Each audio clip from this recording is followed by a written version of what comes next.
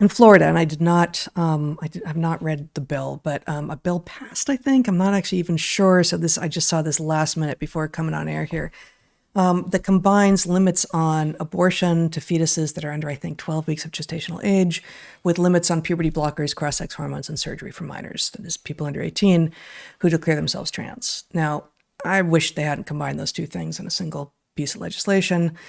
It certainly doesn't help the vast number of us in the middle who don't just vote by platform or by party, but who have different views on different things. But it is what it is, right? So let's just focus for the moment on that second part, which has been widely portrayed as denying healthcare to minors.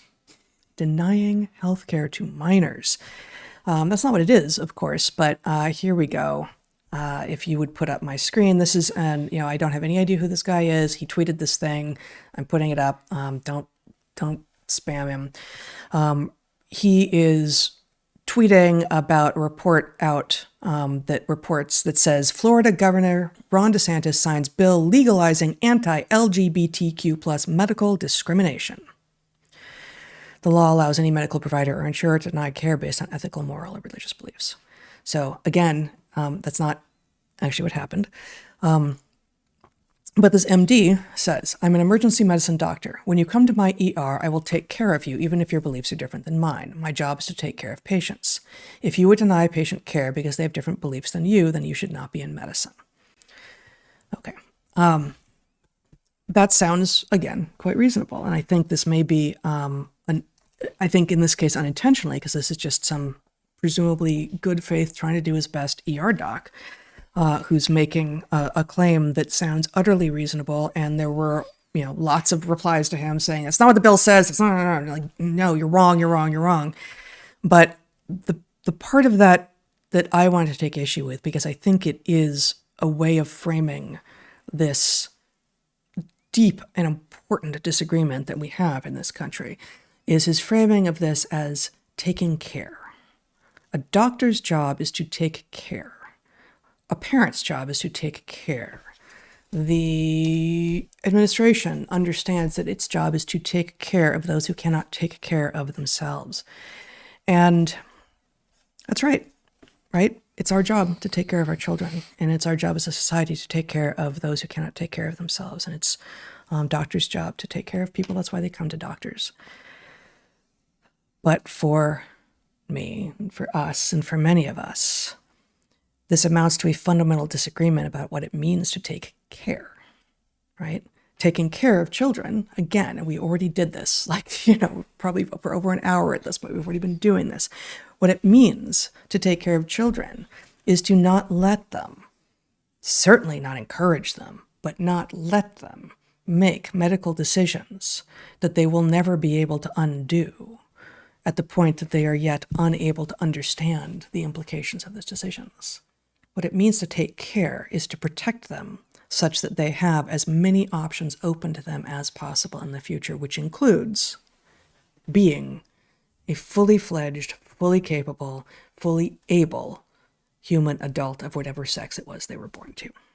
That's what it means to take care. All right. Couple things. One, it is amazing to me how remote we have become from the Hippocratic Oath. Yeah. There is something about the Hippocratic Oath and the Nuremberg Code that exist above job descriptions, right? These things are, we don't say oath lightly, right? Mm-hmm. Not many jobs have an oath. Right. Doctors have an oath. Mm-hmm.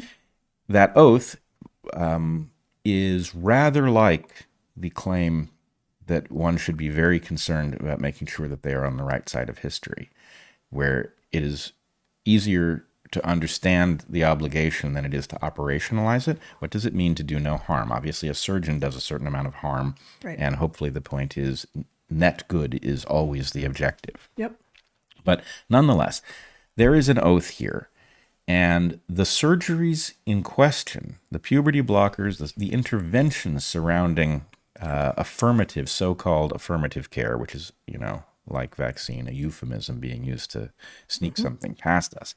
But the kinds of interventions are very specifically destructive of non-subjective physiological function, right? To go from a person that can conceive a child as either a male or a female and render them someone who cannot conceive a child at all.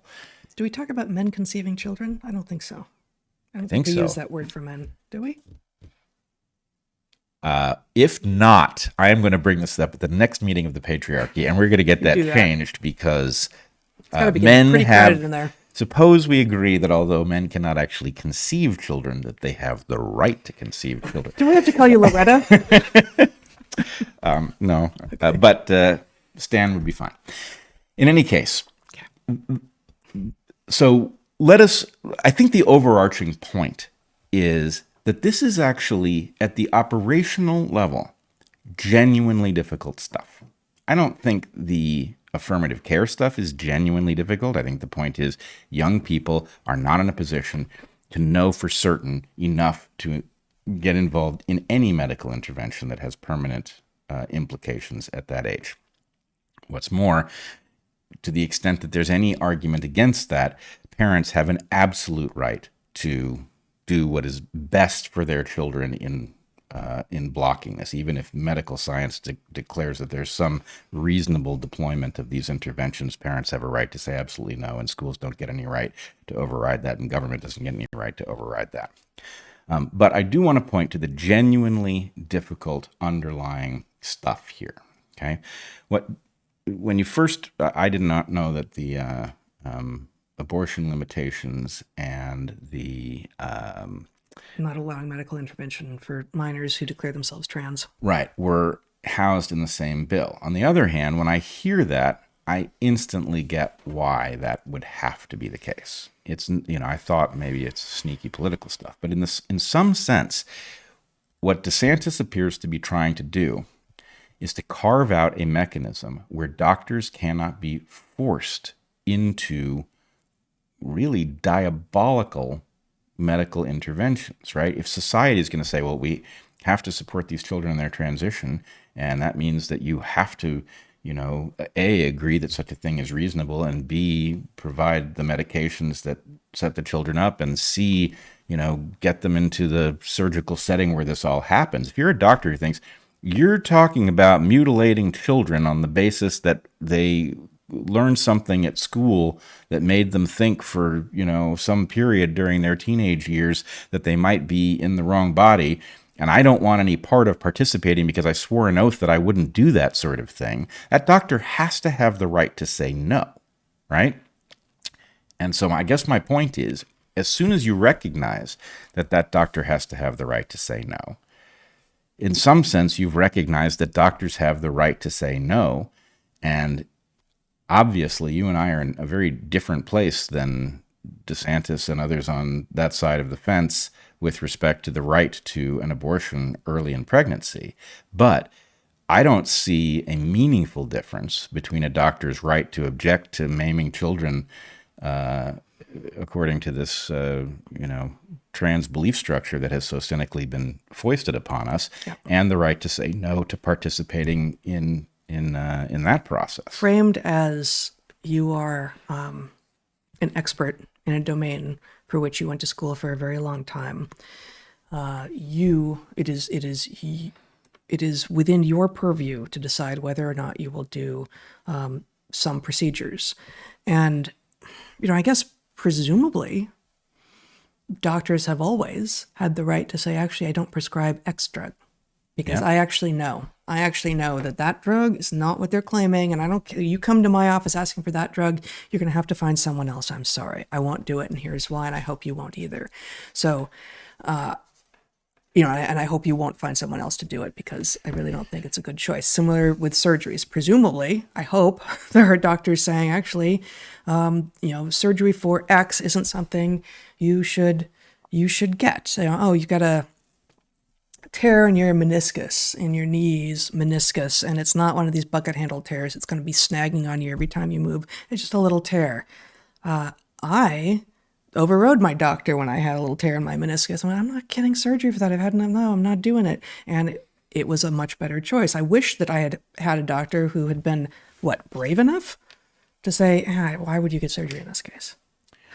So I assume that doctors have the agency, and I'm surprised that it is required that there be so I don't know. You and I are not familiar with this bill well enough. So you're framing this as like a doctor agency protector, and I don't know that we need legislation for that. So I'm not at all sure that that's what this is actually doing. But in terms of sort of understanding it philosophically, the two topics are linked because they are both going to have a lot of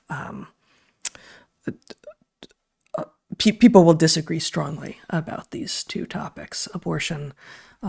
So say second trimester abortions, because first trimester abortions are still facilitated or allowed rather, not facilitated, allowed, and not allowing interventions to minors for minors who think they are the sex they are not.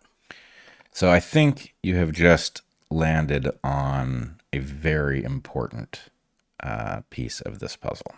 There's a phrase that has been ringing in my ears since early in COVID, and I have not quite figured out why it's bugging me. Mm-hmm.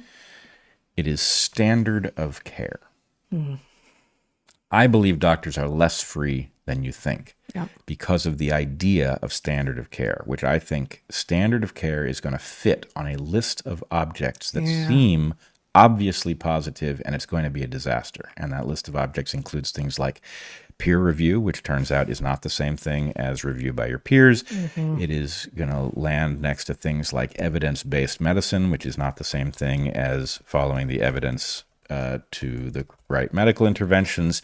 There's a list of these euphemisms that are used to constrain the deployment of products and procedures. And the thing about standard of care is that